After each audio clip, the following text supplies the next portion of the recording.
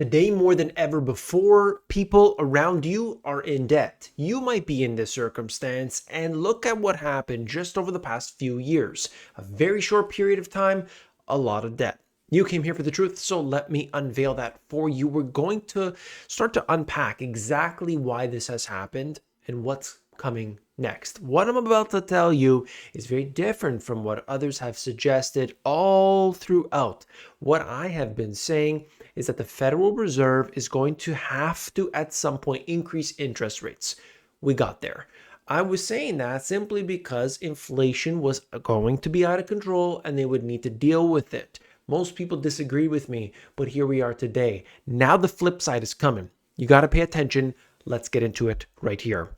We know that household debt is a problem. This exists in Canada, in the United States, in Europe, and everywhere else around the world. Okay? Looking at the ability to pay for an unexpected $2,000 expense has declined again, not surprisingly, because people are in debt from other things. The student loans have come back after a few years. There are no more moratoriums. All of these things add up, and certainly we are in that circumstance right now. But guess what? People are buying on Black Friday. People were buying on Cyber Monday. And so everything is good with the consumer. That's what we were told. Look at the numbers. It was a record Black Friday. It was a record Cyber Monday. I know this myself from my own business, seeing how many sales came in. It was number one, it was double what it was the previous year, but also just a big surge. Now, is that because it was super strong and something was special about it during that time? Or were people holding off on their purchases to do so right around that time frame? And while, it wasn't the dip that I experienced, so generally what would happen is before and after you'd experience a big dip. It wasn't as bad actually this year. It was kind of spread out, I would say. But I'm only, a small fish in the big pond. But looking at this overall, what I've seen from the data is that individuals overwhelmingly were buying the necessities. I had you out there posting, there was the individual that was posting that he's a driver for Walmart. He was able to look at all the different things that he was going through. Not plasma. We're talking old school here, but all the flat screen TVs and everything. He wasn't delivering those. He was delivering food and clothing. And I saw many others out there. I mean, incredible comments that I was reading describing what's happening for your circumstance. And so I want to thank you for that. Now, I have something so interesting. Take a look. This comes from Google Trends. If you haven't seen this website before, highly recommend it. It goes country by country, and you could see it for yourself. But this trend of buy now, pay later, every single time right around Christmas time, there's a surge. We get that. Guess what? Right around now, it happened again. Okay, so the holiday season comes around. People use it more than ever before. But look at where the trend has been heading over the past few years. Up and up and up and up.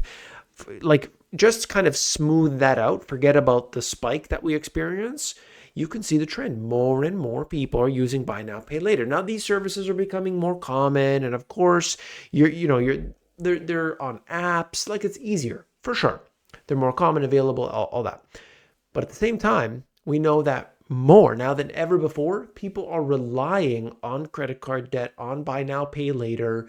And this is especially prominent today. And it tells us something about the strength of the consumer. US mortgages, their rates have fallen, and you could see it at 7.29% at the time of this recording when I pulled up this article. Look, it was at 8%.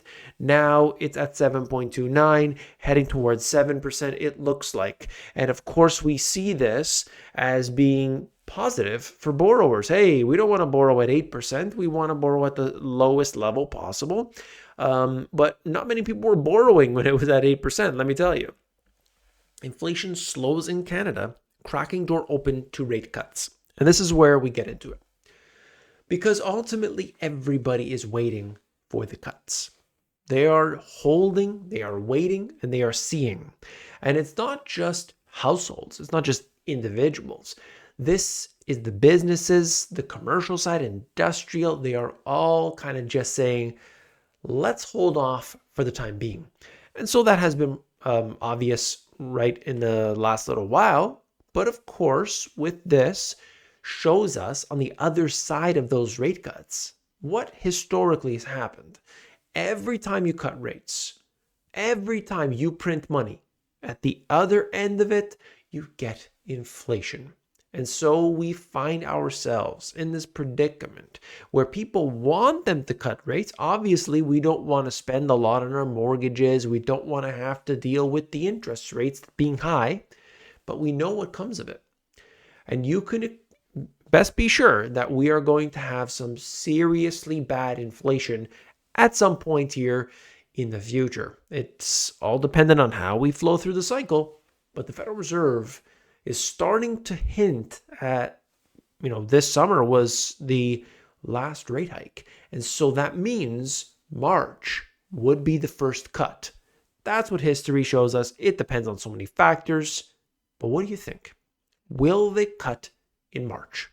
Please let me know in the comments below, and let's start replying to each other and thumbs up on the best comments we see, because then we're going to be able to have that debate. Is March the time for the first rate cut?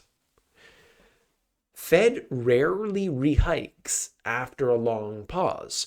So this is the pause, multiple months in a row, right? They're saying no, probably not going to do it again the next time. And the question is, well, they could potentially just, continue that at a later time. But historically, that doesn't happen very often. Yes, in the 1970s, they started cutting rates, and then they had to bring that back up again. That has happened in the 90s. There have been some instances. However, it is not the most common thing. Usually, they cut, there's a panic, there is some sort of signal, some sort of catalyst as to why they're doing this. It's usually a big problem, a financial crisis, the dot-com bust, whatever it is, there's an event. And so they cut rates.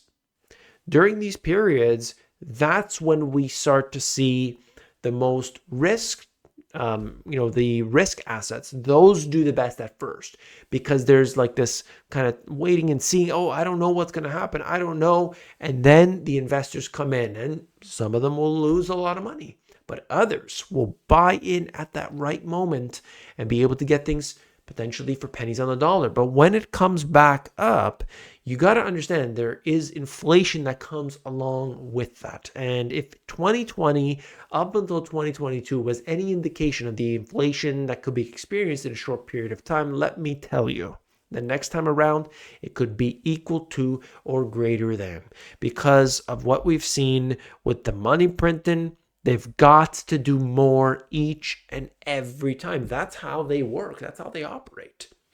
You could look around at the different companies out there. I've talked about Walmart and others, but this is Target.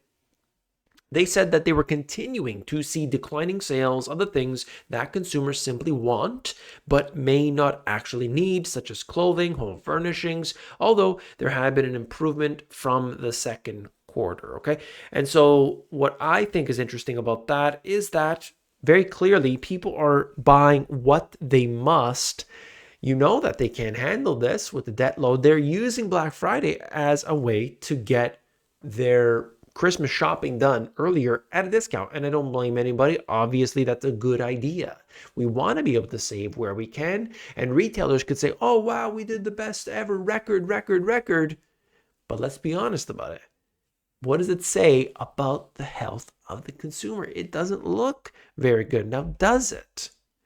Homeowners coping with rate hikes, cut spending, Scotiabank says. And that's been going on here. You look at this, they're cutting spending because they're paying more for their mortgages. They're paying more for all of their debt. Not surprising at all. Germany is now the world's worst performing major economy. Just think of that. Like 5 years ago, would you have said that? I mean, you would say, yeah, the whole Europe is finished, but there is one in there that's a shining light. Germany's so strong, the economy's there. The world's worst performing major economy. Things have rapidly changed. Europe is finished. I've said this 1,000 times before. With so much red tape, complications, it's a nightmare It is a nightmare, let me tell you, okay? I did a little bit of business in the UK. I want out, okay? That's an ongoing problem, by the way, I got to deal with. But anyway, if you find yourself in a pickle, a money pickle, well, guess what? I managed to get Money Pickle, the company, to give you a free meeting with a fiduciary or a CFP. You click on this link, it opens up to this page, and you're going to go through, you're going to set the time that works for you, and you could do a meeting online with these guys. They will give you that for free. I think it's fantastic, hearing great things from everybody. And please let me know. I'm not getting enough feedback. I need to know because I want to make sure that you guys are getting great resources. I have some on my website, themoneygps.com. Link is in the description for everything that I have. And basically, I just want you guys to be in the right shape, okay? Especially as we go into 2024. Comment of the day, it reminds me of when the news gives the weather. It's 3 degrees below zero, but it feels like 15 degrees below. Inflation is 3%, but it feels like 15%. That's right. And I said comment of the day because that's the way it is, right? Oh yeah, inflation's 3%. I mean, I don't know if anybody believes that. It's crazy. But here we are.